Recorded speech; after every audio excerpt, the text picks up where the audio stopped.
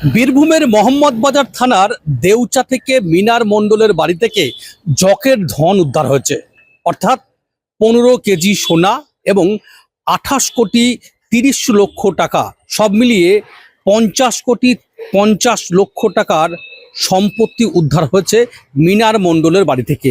আর এই অভিযোগে টুলু মণ্ডলের ভগ্নিপতি মিনার মণ্ডলকে গ্রেপ্তার করেছে বীরভূম জেলা পুলিশ।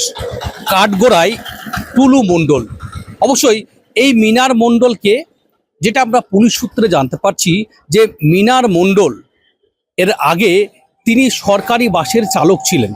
সেই সরকারি বাসের যে চালক, যে সরকারি চাকরি করতেন, সেখান থেকে তিনি অবসর নিয়েছিলেন এবং অবসর নিয়েছিলেন তারপরেই তিনি এই টুলু মণ্ডলের অধীনে থাকা যে সমস্ত বীরভূমের বিরাট যে সাম্রাজ্য, এই যে পাথর শিল্পাঞ্চল, সেই পাথর থেকে ডিসিআর অর্থাৎ টাকা কালেক্টর করার অন্যতম দায়িত্ব ছিলেন মিনার মণ্ডল।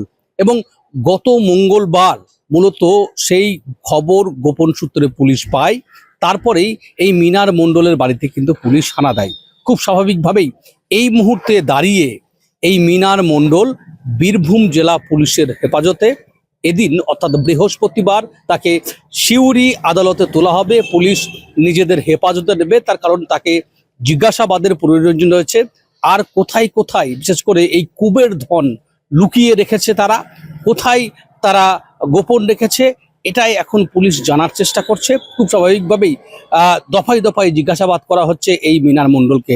সব মিলিয়ে রীতিমতো এই বীরভূম থেকে পাহাড় প্রমাণ টাকা, গাদা গাদা সোনা উদ্ধারে চাঞ্চল্য বীরভূম তথা গোটা রাজ্য, সেটা বলা যেতে পারে। বীরভূম থেকে মনা বীরবংশী, কলকাতা টিভি।